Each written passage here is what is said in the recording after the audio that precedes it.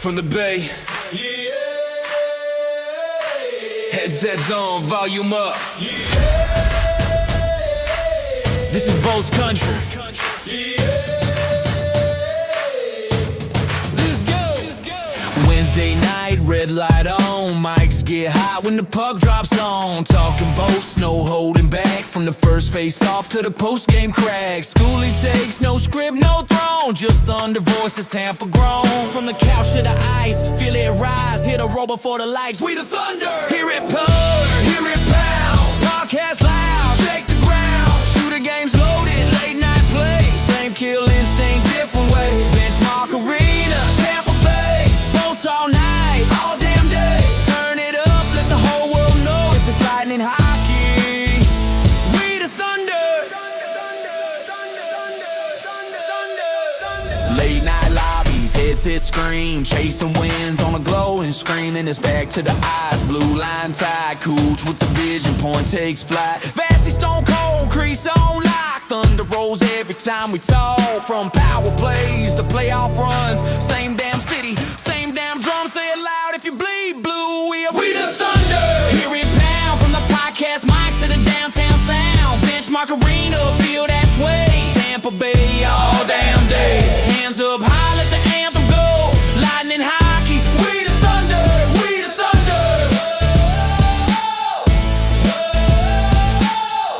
We the thunder. Yeah. We the thunder. Yeah. We the thunder. Yeah. We the thunder. Yeah. We the thunder. Yeah. From the Bay. Welcome to We the Thunder. I'm Robert Shooter. My friends call me Shooter. You can too. I'm here with Thomas Schooley on location. It's like a News 9 special right here. Thomas Schooley, we call him the professor. Maybe just I call him the professor. Look at this guy. Classy fella. Classy fellow. Where are you, Thomas Schooley? Why are you in front of Benchmark International Arena? Well, I'm at Benchmark International Arena because they just did the live taping of the last block party of the season. Your favorite here at podcast? Cigar City. Podcast? Cigar City with hosts Greg Wolf and Braden Coburn. And the guest today was Corey Perry, the Worm. It was pretty good. He tells you this will be released next Wednesday. Usually every Wednesday, a block party is released. Today they had some scheduling conflicts, so they did not tape the one that was supposed to be released today. But it ended up they taped Sabaron today with a third co-host, Mr. Big Rig Pat Maroon. Oh, did they say And that one will be released tomorrow, and then next Wednesday you will be able to see the Corey Perry one. Cool. But I want to ask you more about that.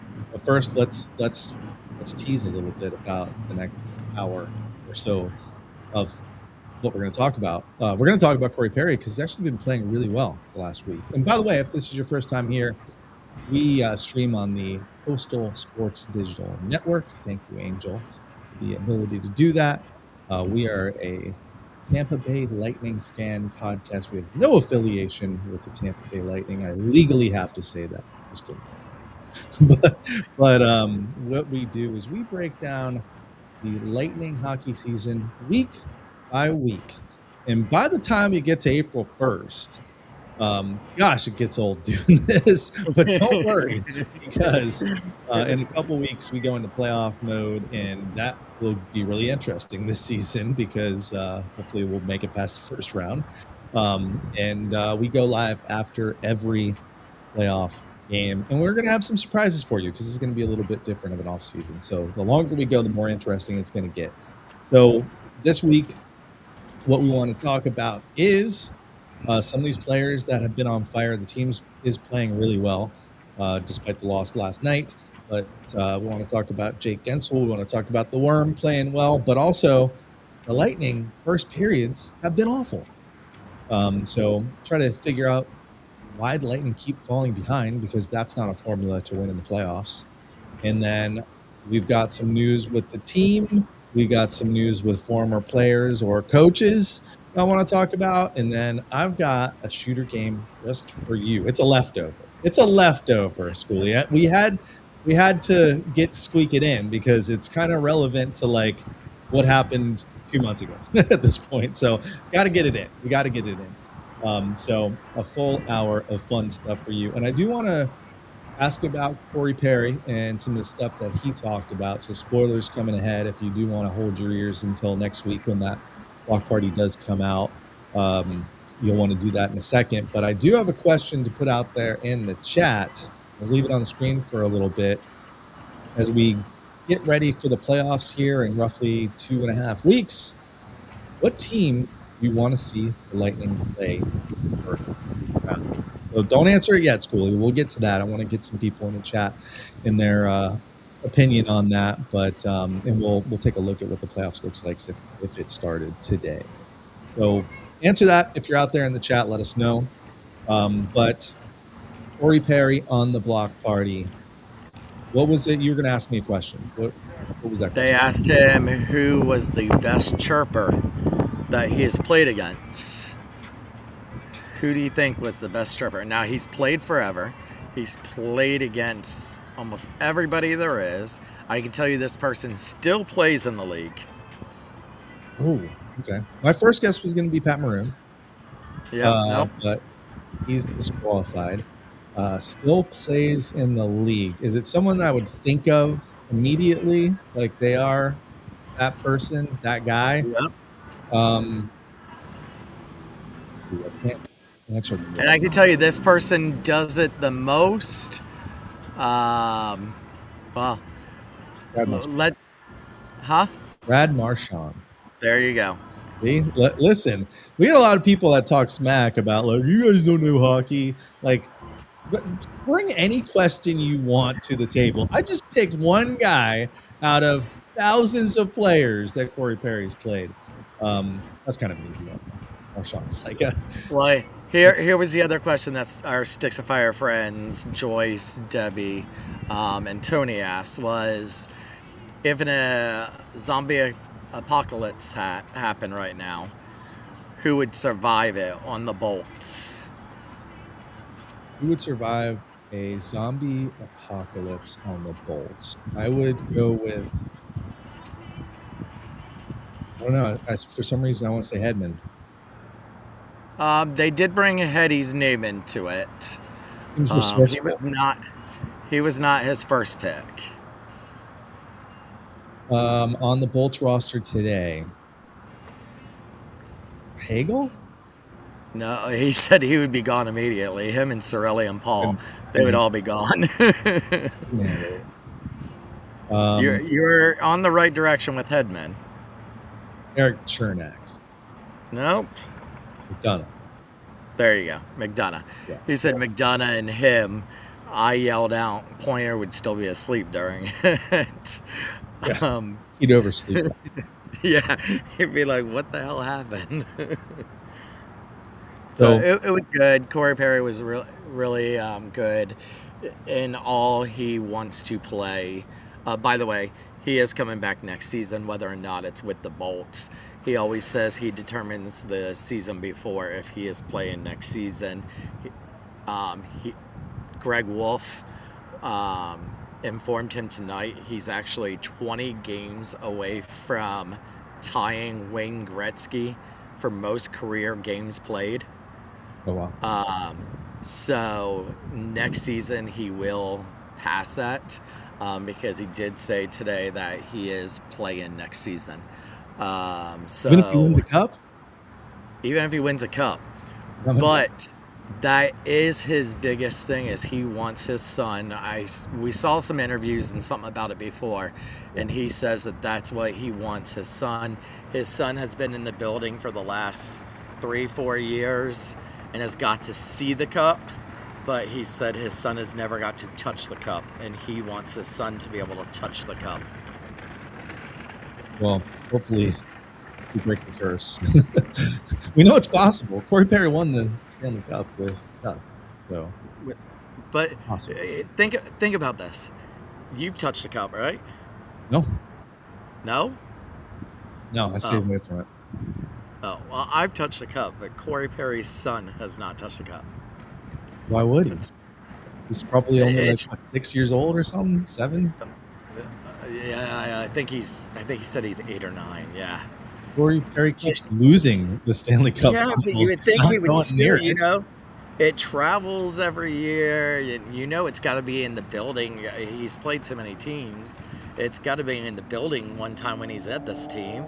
I mean, it's just like, holy crap. Like, I wonder if he's like been in the same room with it, and Corey Perry dad's like, don't you dare touch that. You're grounded if you touch that cup. by the way, unfortunately, he is called the Little Worm Oh, because of Jesus. his dad. It's also called in certain circles. The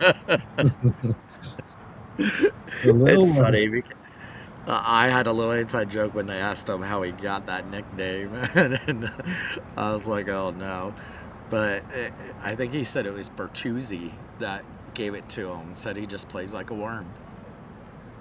It's crazy how long he's been playing. Yeah. So He talked about playing with Pronger. I was like, "Holy cow!" yeah. So news today, we brought up Brandon Hagel, but Hagel did not practice today, and basically it sounds like he's pretty doubtful to play tomorrow against the Penguins. I think there was somebody else that was out too. Sovereign, actually. I think he was. Those guys aren't practicing. Not looking good for them to play tomorrow. I didn't notice anything happening to Hagel last night. Did you see him get injured? No, I didn't see anything that would stand up why he would be injured. Maybe a sickness that's going around the locker room. If so, get it over with now. Sure. But I have not seen anything that would indicate, and I'm checking, of course, Lightning Insider, Eric Erelson, and Benjamin to see if either one of them have said anything what they think it could be, but I haven't seen anything. Yep. Well, we saw some guys out, Paul and Kucherov out on Saturday, and Kuch was out on Sunday too with illness. So maybe the flu bug or something's going around. But yeah, you're right. If you're going to get the flu, like, let's all get that herd immunity going now before the playoffs.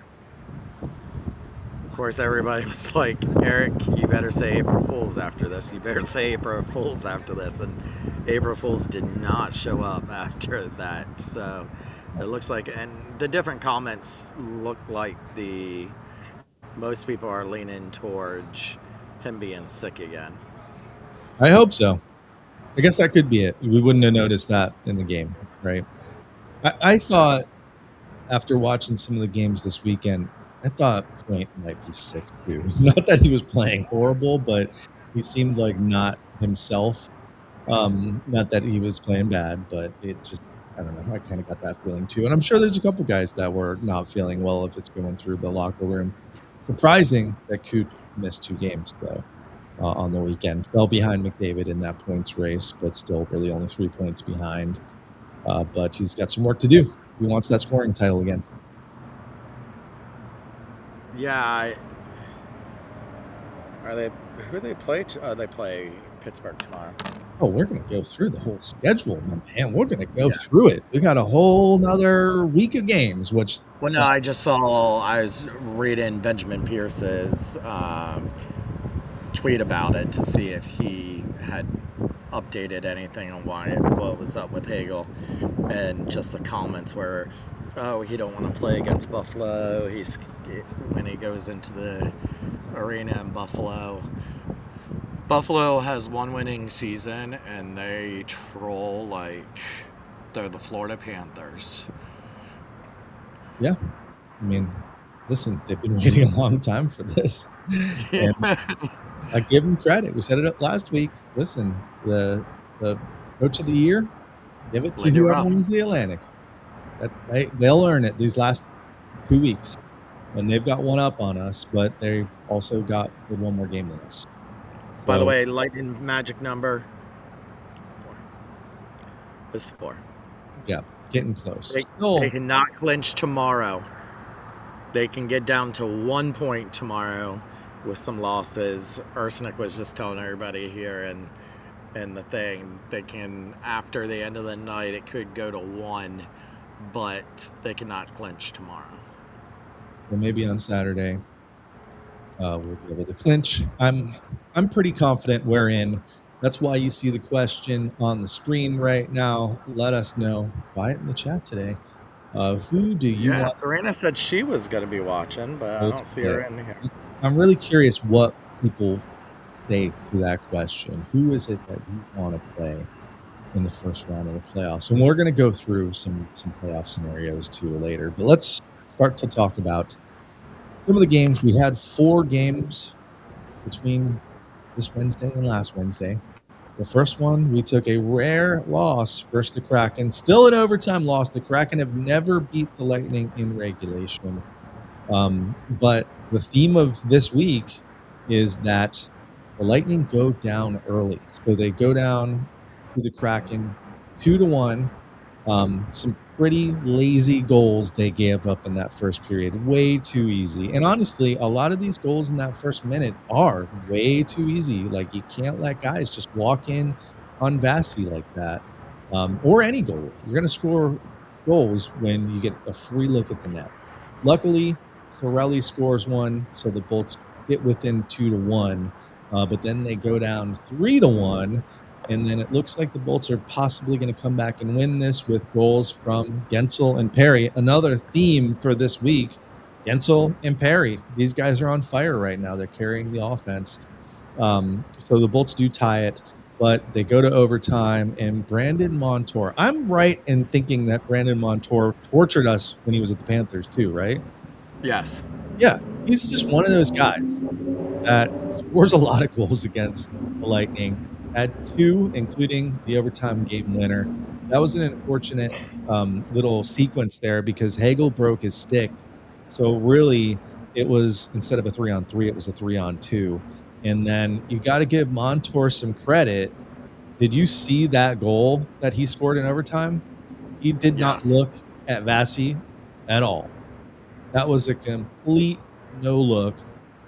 So he looked like the whole time he was going to pass that puck, and then without even taking a glance at Vasi, shot it right past him. So Vasi wants that back. Vasi should save that goal. You've got to be ready for that.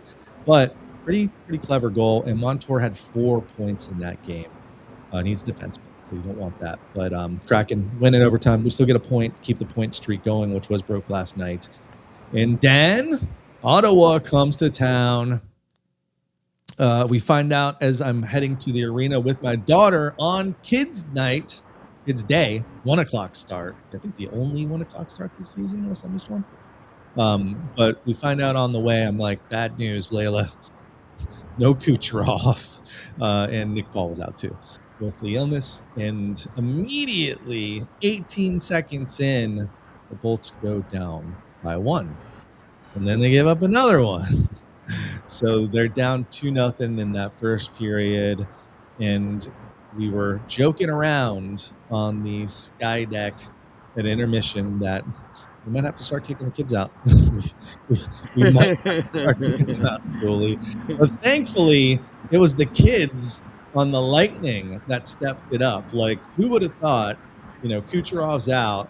So who do we lean ourselves on? Emil Lilleberg into Stu to lead the offense.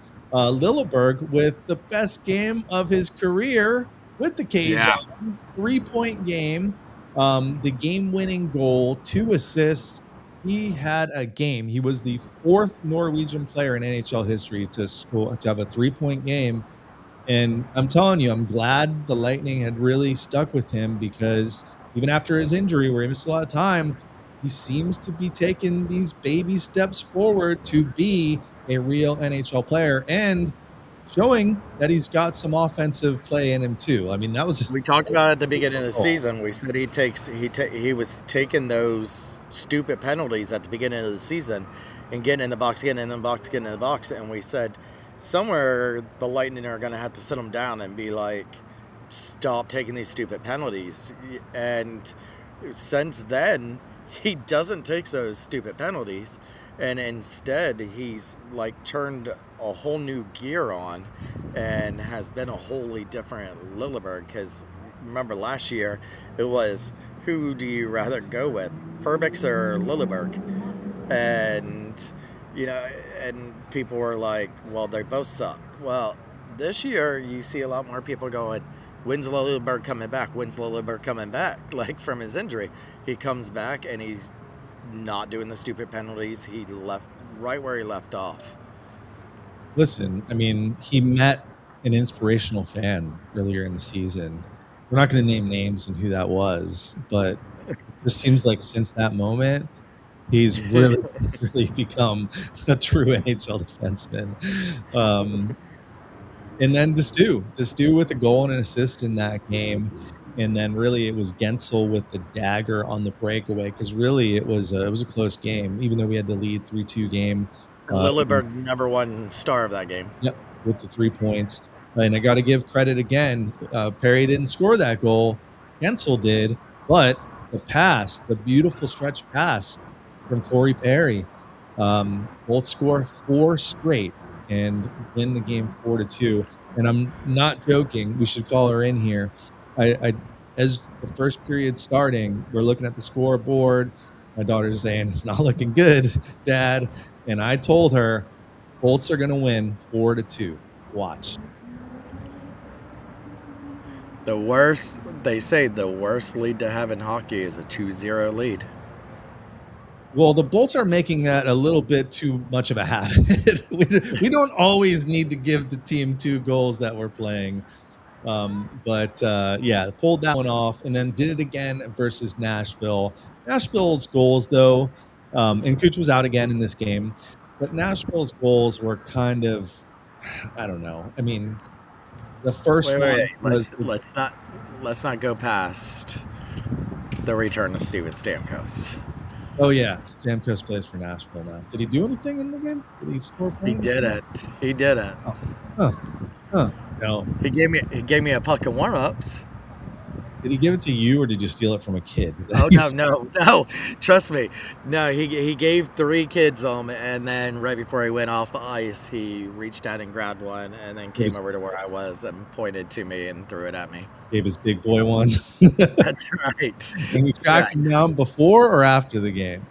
It was before, on his way over to the arena, because all visiting teams stay at the Addition here, and a lot of them walk over.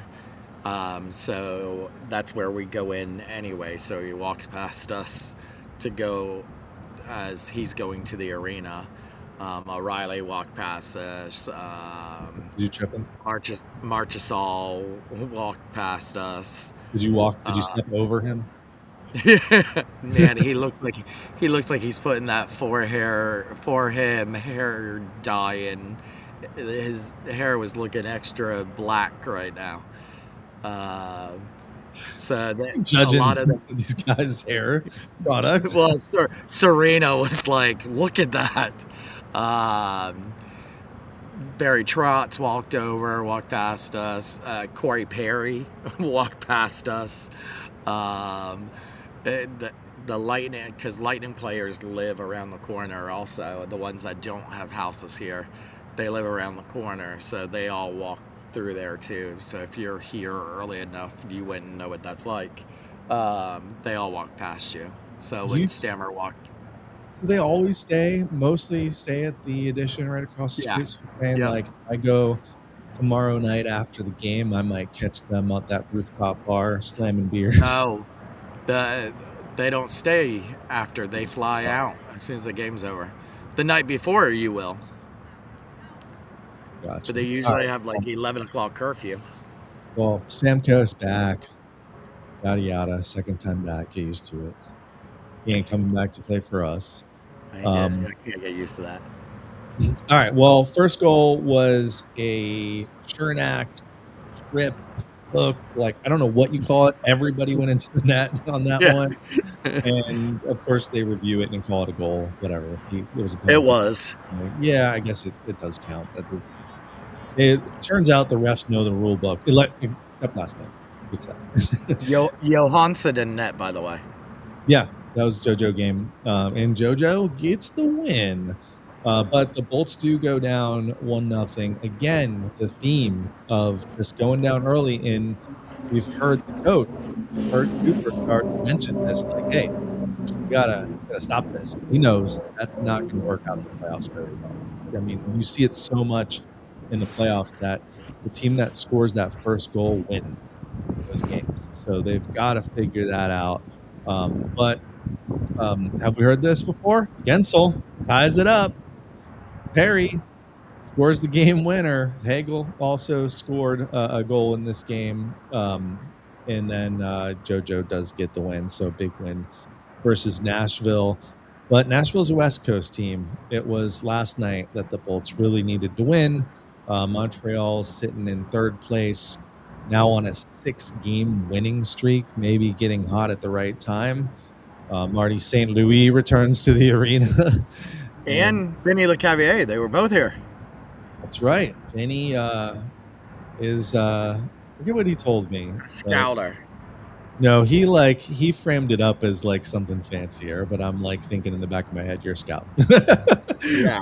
When he was telling me, because he was telling me, well, they had me do this, and he's like telling me how he fills out like these templates for players and stuff.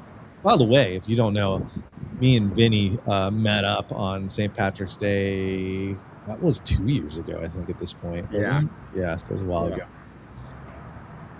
But this game was stupid. It started off with a bunch of penalties. Somehow, the Lightning end up on the wrong side of a 5-on-3, and Montreal gets their first goal. I thought Vasi should have had this goal. It was an okay shot. It was a 5-on-3, so I'm not going to blame Vasi that much. But if you go look at the replay of this goal, it was 5-hole, or he was at least shooting for the 5-hole.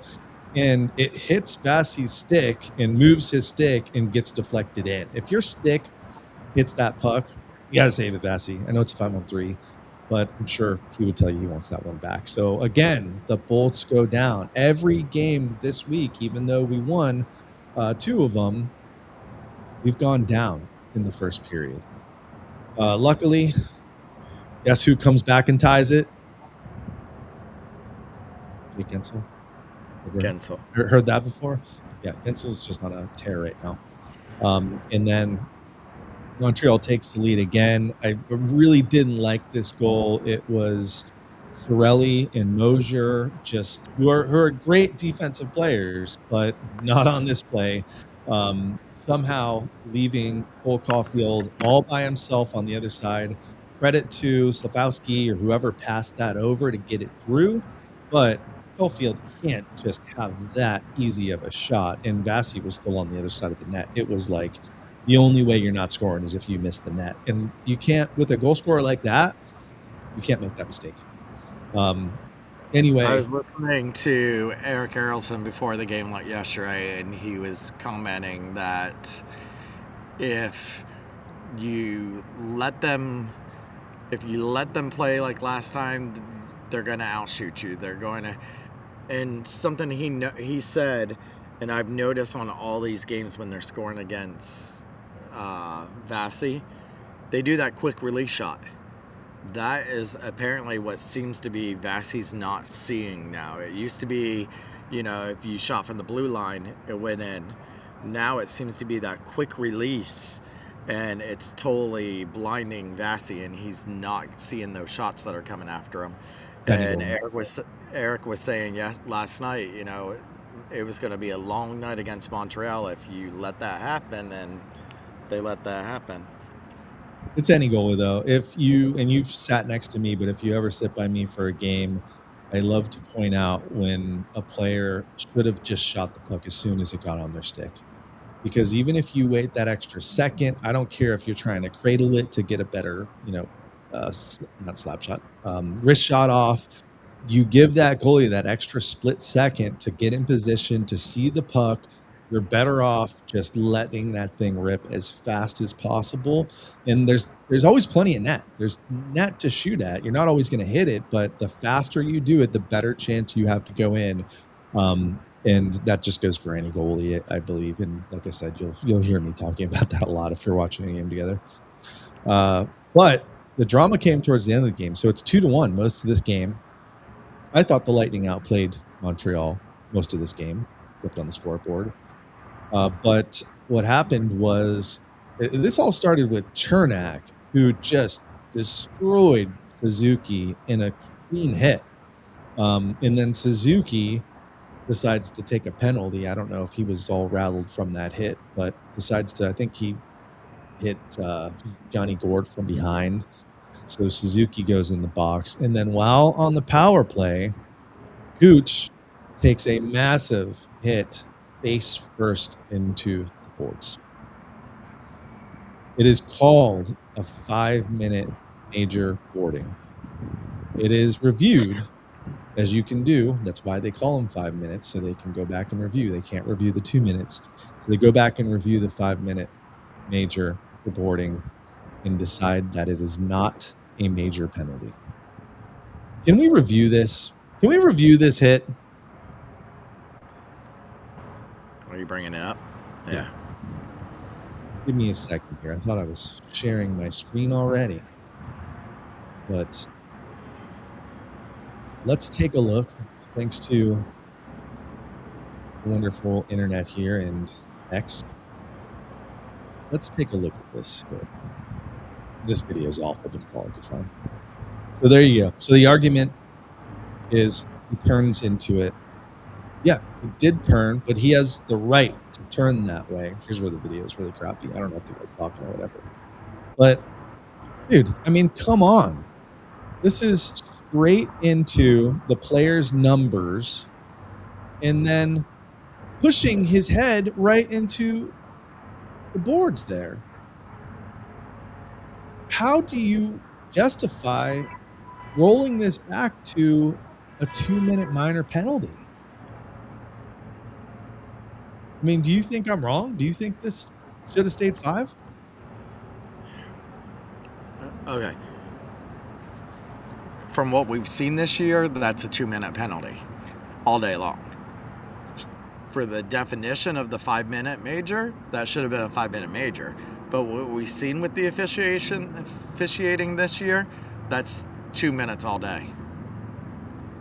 Well, it was 2 minutes yesterday. Yeah. And I mean, at the end of the day, this is towards the end of the game. Does it really matter in this game? I don't know. But they would have had or should have had a 5-on-3. The problem is, and I don't really have a problem with this, but Darren Radish, as he should have, goes and jumps on Evans for making that hit and takes a penalty. So it ends up a wash. It ends up they don't even really get penalized because we get to also. And then again, another Cooper controversy. Well, this is like one of the only Cooper controversies. We've got still 30 seconds maybe of a power play, and he can't help himself. He can't help himself. Pull the He's gotta goalie. fucking pull the goalie. Gotta pull the goalie. You're already up. Listen, I have no problem because what else are you going to do when you're losing the game at the end? Play to win. Play to tie the game. But you're already up a man for that 30 seconds. Give them a chance to score a power play goal. We can't do it. We can't do it. We had to pull Vasi. Of all people, Suzuki comes out of the box. And I think he put in 2 empty hitters by the end. And Montreal wins their 6th straight. I thought we played better than them the whole game. Like, give me them in a 7-game series all day. But, man, you got to give their goalie some credit. We had almost 40 shots. And that goalie that they have, I don't know if he's a fluke or what because he hasn't played too much, but see the numbers he's putting up in his first year in Montreal. He's got more wins than Waugh. He's got more wins than Carey Price. He might be a problem, and he was a problem last night. So, listen, I don't always blame the refs. Most of the time I do, but I'll give Montreal's goalie some credit because he was the first star of that game. The other thing you got to think of when you're pulling a goalie while you're on the power play, the other team can shoot it and they're not worrying about icing. So, they can shoot it as much as they want while they're on the PK, and you have the empty goal. So it isn't like if it's regular play where it's not a PP, then they shoot it down, they miss, it's an icing, you get it back in the offensive zone as a face-off. Well, here they might as well just shoot as much as they want at that empty net because they're not getting an icing called on them. This is why John Cooper can't win Coach of the Year. It's a joke, everyone. It's a joke. No, everyone's very uptight lately online. Which it's so funny because I target on our account, I clickbait like Montreal last night, not even intentionally. I was just pissed off at the game. But like Panthers, right? I'm still like, I was making fun of the Panthers because they're sitting all their players somehow still try to tank and they still win the game. But they're going to be out of it here in the next week. So they're not going to be a problem in the playoffs unless a miracle happens. But they lose 2 games, they're out. Yeah. But I think it's funny because these fans don't realize, like, every time like you respond or you retweet with like your comment about how you don't like our post or whatever it is, hundreds, if not thousands of more people see our podcast name. So go ahead. Go ahead and tweet away. I just don't even respond to him anymore because it's been going nonstop. Anyway. Bolts Breakaway, we had him on a couple weeks ago. He gets trolled all day long from opposing fans, and kudos to him because he will go back and forth with them, and I'm just like, good gosh. I can't do it anymore. Can we talk about something that was not Lightning related, but maybe if he was an old ex Lightning player, Radko Gudas? How about him asking the Mighty Ducks to clear him so that he could play in that game and take retribution, knowing they were coming after him for the hit he did on Matthews, albeit they should have done it back in that game when no one stood up for Matthews. There was so much said and done and how they left Matthews hanging out to dry that they knew the Leafs were coming after their team. And kudos to him he didn't even swing back on that first fight. Never even took a swing at him. Just let him go ahead and take his licks. So kudos to Radko, who is a menace to play against. And does he do a lot of cheap shots? Sure the hell does. But kudos to him to standing up and taking that ass whooping yesterday. And that was one of my trolls on the Panthers was I retweeted that and mentioned like this is kind of the code in the NHL. Like this is how you handle your business. A la Brandon Hagel making, that hit last year against Barkov. And now every game he plays against the Panthers gets a headshot. And he said, I'll answer the bell, drop the gloves. And then it's done. But these Panthers fans just started watching. They don't understand. So I had to start to educate them on how it's supposed to be done. When I saw all those reports that Gudas was like, and by the way, just a day before that game, he was in a walking boot. So for asking the team to clear him, I'm sure he probably signed something saying if something else happened, he wasn't gonna. But asking them to clear him, begging them to clear him so that he could answer that bell. So kudos to him. Yeah, and just to wrap up last week's games, I was so mad at the end of last night's game. You can tell if you're on our Twitter, and I'm in bed, like not losing sleep, but just trying to sleep and thinking, and I'm like, why am I so mad about this game? Like, it doesn't matter.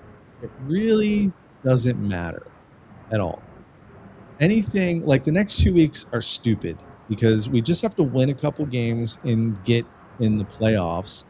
But if you think about it, nothing really matters till then. We can get mad that they're giving up these goals early. We can get mad at the refs. We can get mad if they lose a game, but it doesn't matter. Like, what's going to matter is April 19th or whenever the April playoffs. 18th. April 18th is the first day of the playoffs, so I'm we sure don't know yet. Well, We'll either play 18th, 19th, or 20th. We'll have a 2:00 game on like a Sunday to kick it off. But that's all that's really going to matter is what team shows up. And Montreal could be our first round playoff match. So, did they see anything last night that they can build on that they're going to need to use? Also, last night you saw Bjorkstrand was benched. Sabi came in. So they did interview Coop about Bjorkstrand in the playoffs, and they say how good he is in the playoffs. So just a playoff guy, huh? But Eric Earlson interview yesterday before the show, he was talking about how he still believes this is effects from his leg injury last year. That he's seen the scarf on Bjorkstrand's leg injury. It is huge, he said. And that he still thinks this may be some effects from that. But Bjorkstrand does have a whole nother level in the playoffs that we saw when he was in Seattle. And so, are they going to see that? I see someone, Frosty asks, is he for sure gone in the offseason? I would say 99.9% sure he is gone. It's too much money, not enough production out of him. They're going to use that for somebody else. Yeah. So I would say right-handed shot, like they need it on that spot in the power play, and they need someone that's going to score goals. We see, and it's not like he's not scoring at all, but he's getting prime chances on that power play, and he's not scoring. Is it the leg? I don't know. Well, he's not anymore. Now he's on PP2, and as Chief said yesterday, they're getting 5 seconds a game, a shift on that PP2. That PP1's been staying out there, but there ain't I don't see a scenario where he comes back.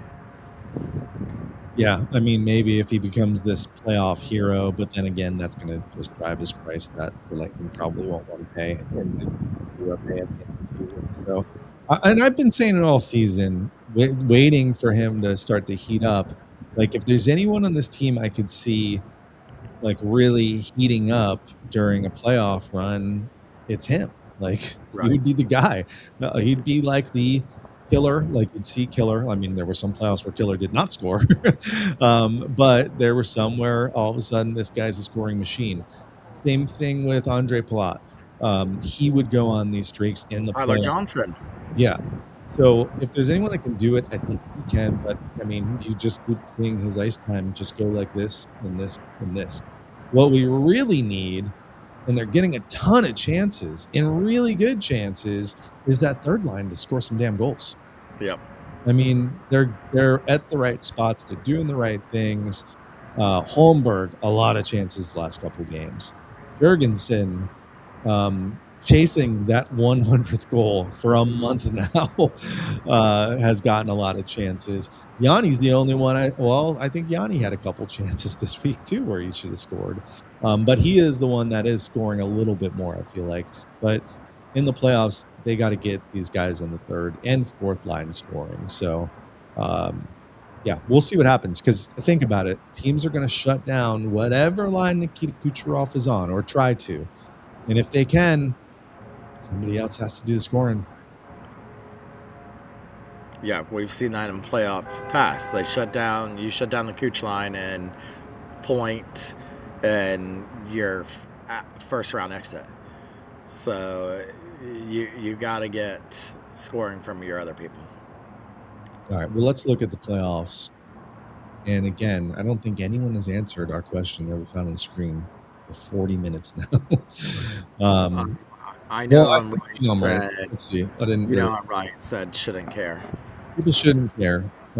Yeah, but we do a podcast, so we're looking for things to talk about. So, but to not have a "We Want Florida" Toronto fan base moment, I still want to hear like who people really want to see in the playoffs. If they think there's an advantage to playing one team or another.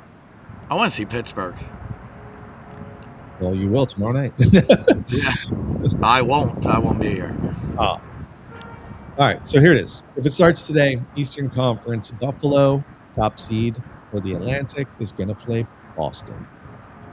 Tampa will play Montreal. We matched last night. Remember, we beat Montreal the first 2 games. They beat us the last game. That's the one thing I don't like about last game is does this just give them that extra confidence of, oh, we can beat these guys? Right. That would not be cool.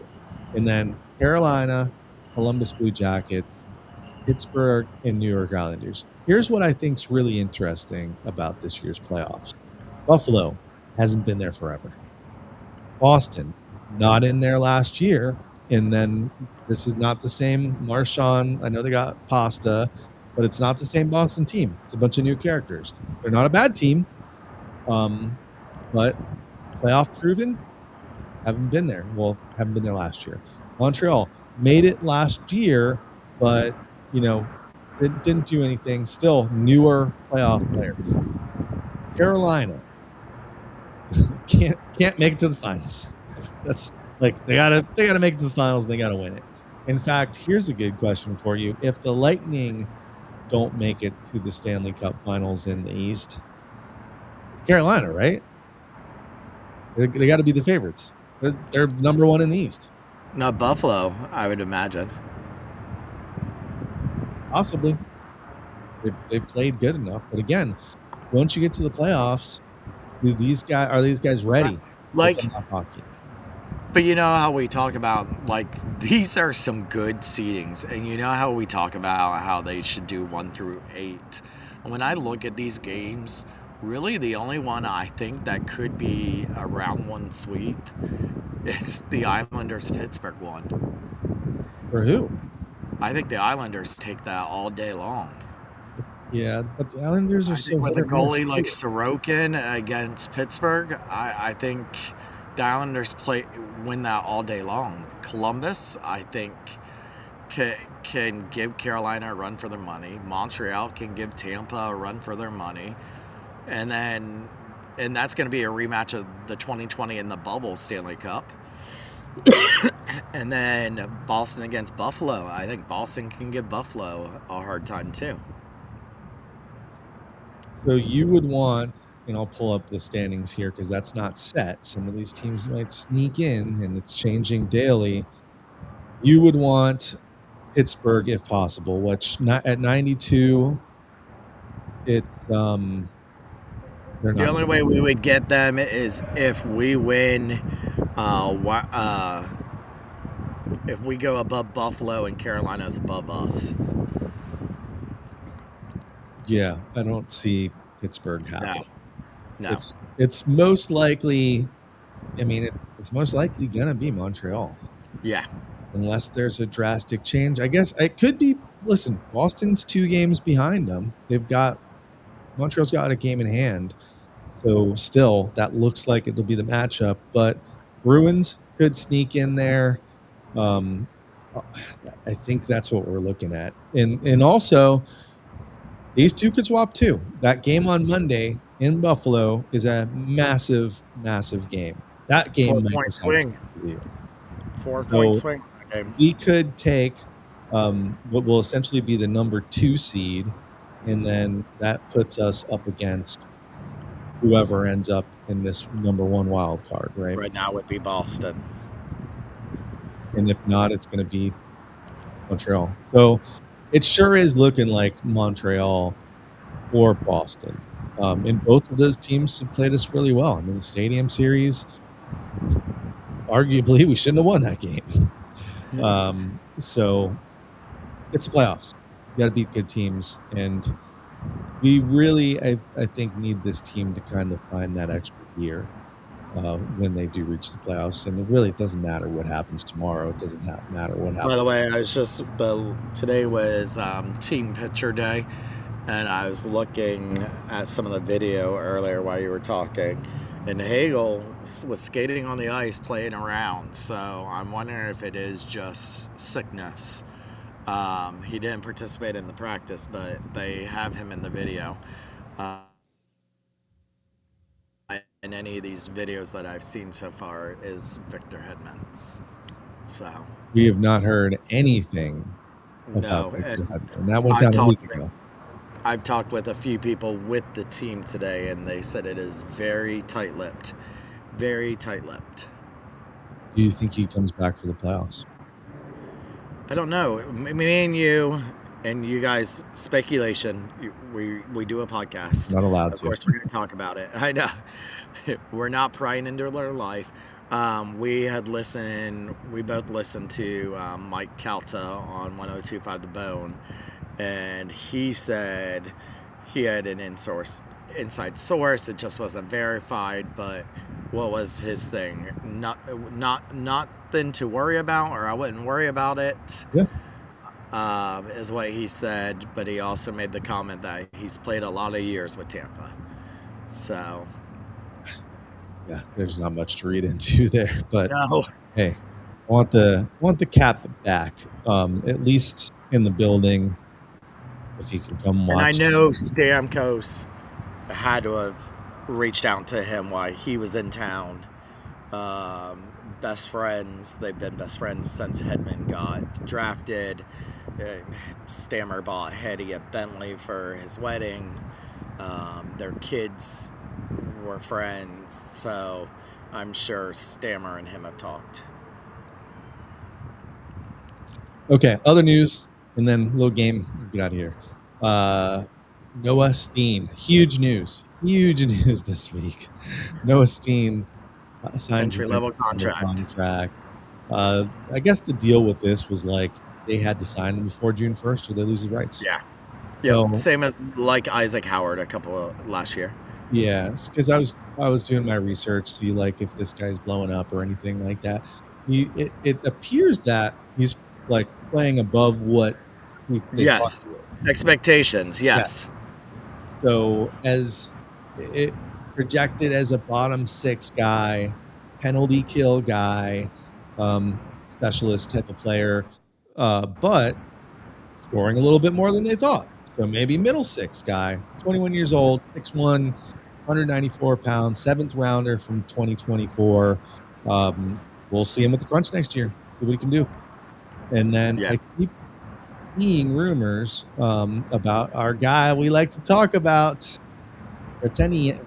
I hope that we don't sign this guy because I can't say his name. It's going to be a name. What do you mean you hope we didn't sign him? We need to sign him. It's not Ratinen because Ratinen's in Dallas. That's the Moose. This guy's Ratenian. Anyway, we'll call him Doug. He led the Finnish La Liga, and I hear he's next. So we'll hopefully be in Syracuse. Let's see if his game. I mean, listen, if his game. It was believed that there was calls to JBB on some trades, and that he was part of the trade, and JBB shot that down. Everything. They have high hopes on this kid, and they expect him to be a long-time future Bolt. Yeah. So get him here, see what he can do. Yeah. I mean, realistically, at some point next season, if he's killing it in Syracuse, we might see him. He's still young, he's 21. But yeah, he's got to be our most exciting prospect. No disrespect to Sam O'Reilly, right? O'Reilly, because I hear he's from Howard. Yeah, he's killing it too. So I wonder if we'll see him in Syracuse next year too. For Syracuse is looking good, at least better than I was feeling about it at this point last year. Got some guys. And then Torts back in the NHL. Listen, only a couple more teams to play or coach all of them. So Torts to Vegas. What do you think of this? Is he gonna make a run at a cup here? Vegas is hanging on for the playoff spot, aren't they? Yeah, and he won his first game last night. But he was still on the contract with Philly, so Vegas had to reach out to Philly and ask for permission to even talk to them. 10 games left, they fire their coach and hire him, and and he's only hired for the season. Like, there is no contract for next year. It's just for this year, and then that's it. That they'll discuss next year during the off season. So it's, hey, and was it a panic button? Was it we have to now? Hannafin and Eichel just played. He was an assistant coach for Team USA, so they just played with him in the Olympics.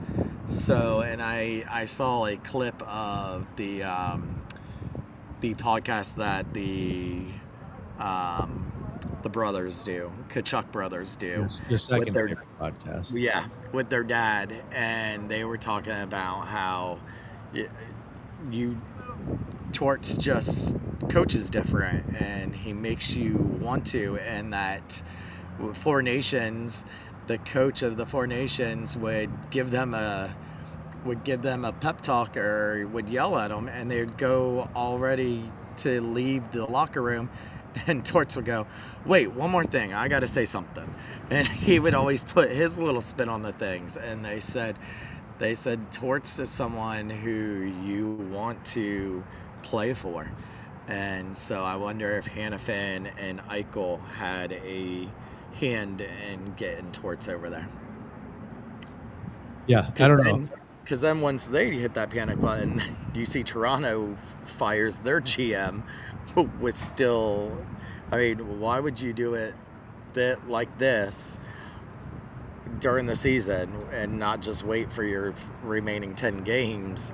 Because it ain't like Toronto's going to all of a sudden make a playoff spot. They're out. Yeah, it's weird move. But they are like, okay, Vegas hit a panic button. We're going to go ahead and hit the panic button too and go ahead and fire our GM. Should have hit the panic button a while ago, Toronto. I don't know. I like the Torts move because obviously you're trying to ignite a fire under this team as they go into the playoffs, and I don't know if there's a better coach to do that.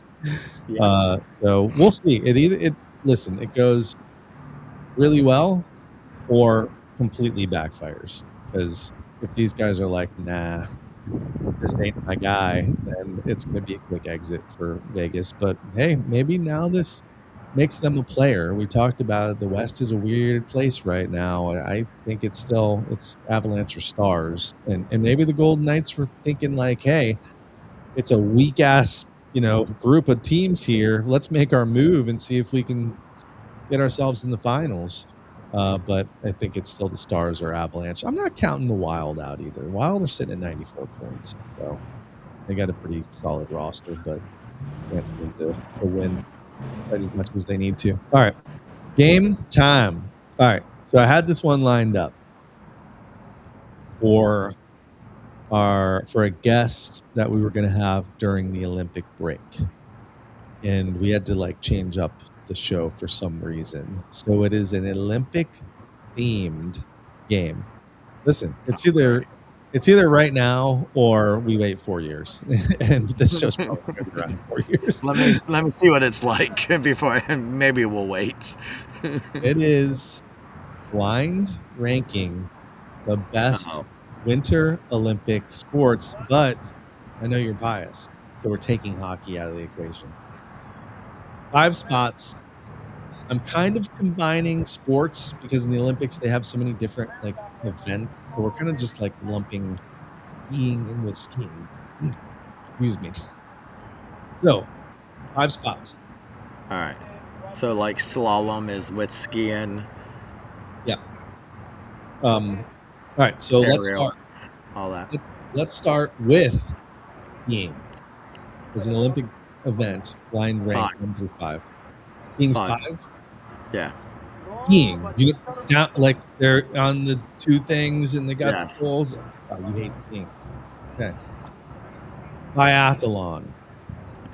You know what that is? Biathlon 4. Yes. Biathlon's where one of my favorite sports. Yes, skiing and shooting. So that's 4. Bobsled / luge / skeleton / whatever they're calling it. I call it 2. Sledding. 2. And then figure skating. Does that include speed skating or no? Speed skating not included. This is figure skating. Figure skating 3 then. 3? Yep. So you're gonna leave number 1 up to chance. I'm hoping it's speed skating. That's my favorite sport ever. Number 1 is snowboarding. I didn't even include ski or well, snowboarding's good. I like that too. All right, so you had 1 snowboarding, 2 bobsled luge, sledding down a hill, 3 figure skating, 4 biathlon, way too low on 4, and then skiing is number 5. You're gonna get some crap from some skiers for that one. What would you have put it? Not blindly. Yeah. I don't really like any of them. I mean, as far as watching, or honestly, I would put the bobsled luge skeleton stuff at 1 because I think it would be so fun if it wasn't so scary. Yeah, they're going so fast. I feel like you lose control on that. You're like, I'm gonna die. I'm gonna fly right off. My favorite is speed skating. Anton Apollo Ono was like a god to me when I was a kid watching speed skating. No, you're such a fan. Let me tell you, Bonnie Blair. When you said Olympic sports, I was like, come on, I know these winter sports. Like, I love the Olympics. I love the Olympics. There you go. That was the game for you. Anyway, had to get that one in because I don't think we could wait 4 years to do it. All right. I think that's everything. Oh, did you want to look at the schedule here real quick before we jump? Let's do that before the people kind of kick you out of there. I can hear them. Tomorrow night.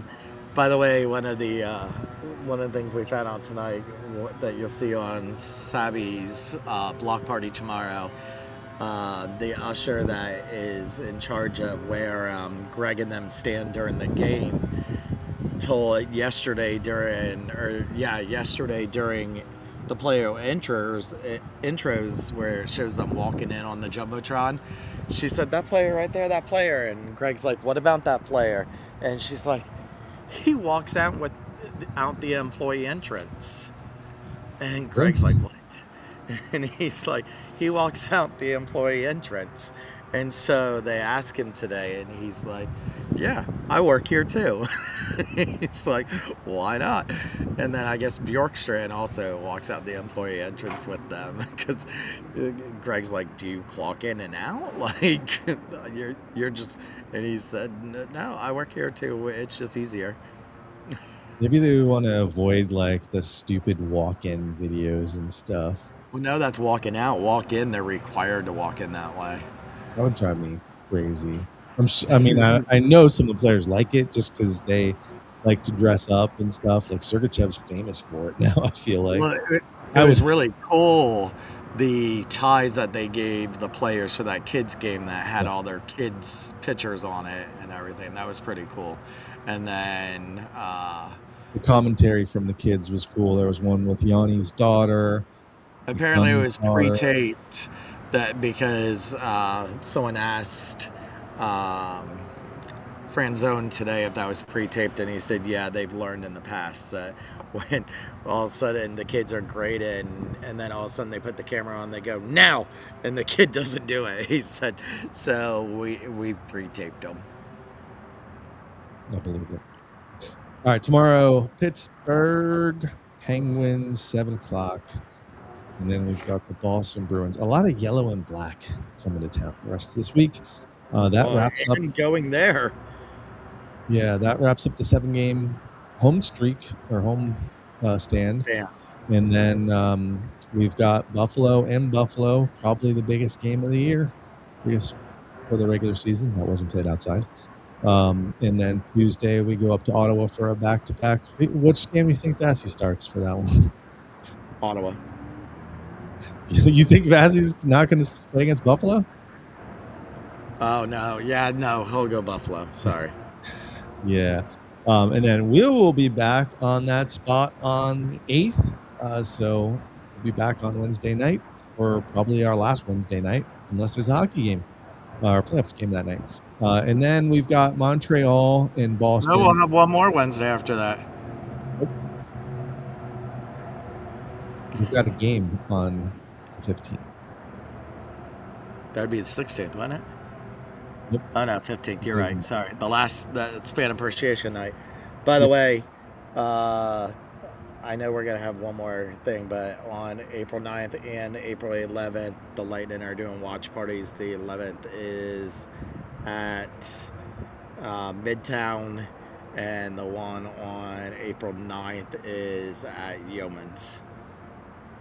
Yeoman's, And the Boston game on the 11th is a 12 o'clock game, 12:30 game. 12:30, early game. Yep. And then we do have that last game of the season on a Wednesday. So our plan is actually to do a show on the 17th. And we're waiting to confirm some guests. I was doing the math last week, and that show will be our 250th show. Gosh, what are we doing with our lives here? So, question for you to think of next week, and maybe we can ask and get poll going until the next show.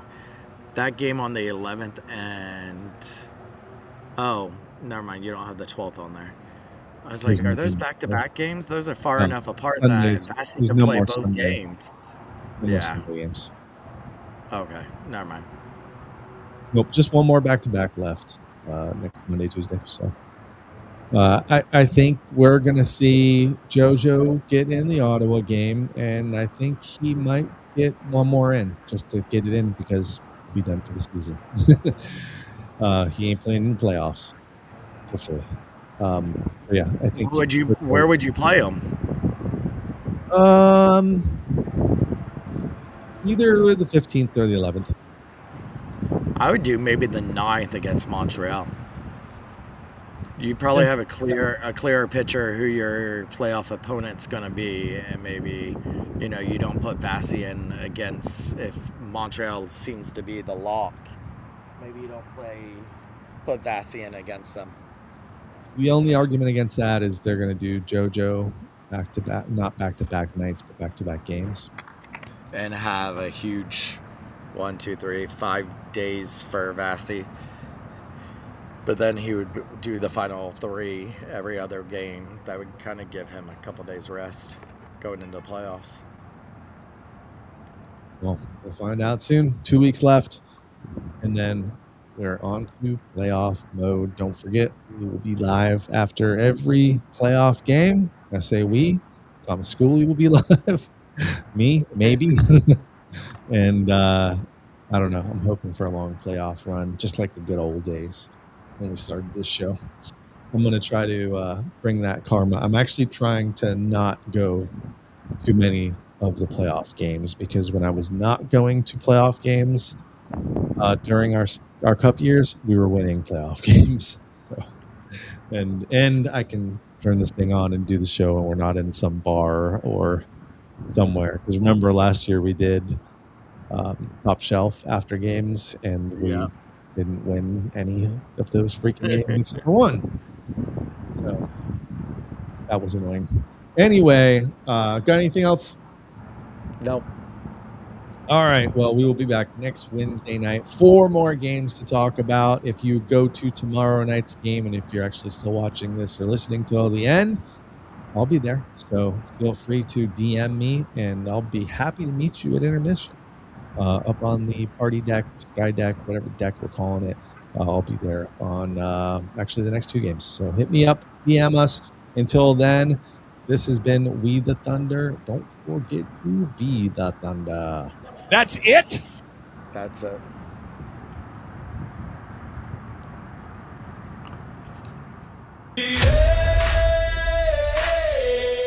From the Bay. Headsets on, volume up. This is Bo's country.